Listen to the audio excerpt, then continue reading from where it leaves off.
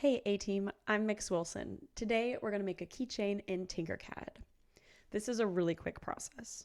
First, I'm going to change the grid to be 40 millimeters by 40 millimeters by clicking down here where it says Edit Grid.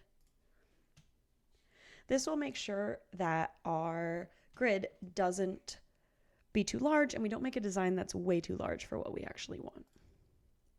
Okay, now we have a sense of where we're going to be working.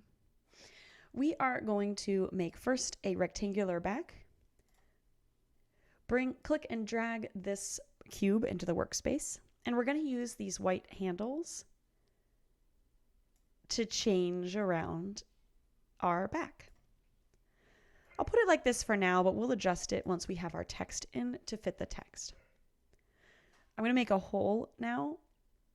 You can just grab this grayed out cylinder, click and drag it to the workspace, and adjust it to the size that you need it. I want it to stay a perfect circle, and I believe I can do that by holding down Shift as I adjust. Cool, that looks pretty good. Okay, now I'm going to put on my name. I'm going to click and drag the text out here. It's going to be way large at first. I'm going to change the font. I think I like Sans. And I'm going to type what I want there. As a teacher, I go by Mix Wilson. So let's type that in. Mix period Wilson. Okay.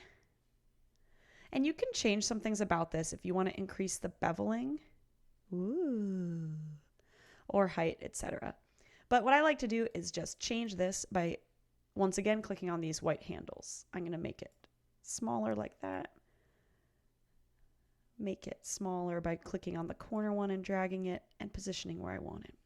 Now it's just an adjusting game, just to get it the way you want it. So to make it really stand out, I'm going to choose whole here in this menu. Sweet. Now I want to group everything together. I'm going to select everything by pushing Control A and then pushing group. Once you click this, now everything will move together as a group. So make sure you have everything the way you want it before you click group. Not bad. Also keep in mind that any center holes, such as this O, will not be connected in a keychain as it is right now. It'll fall right out. Now that I have this, I'm going to export it. I'm going to click Export as STL. That's going to be a format that you can 3D print. Thanks for watching.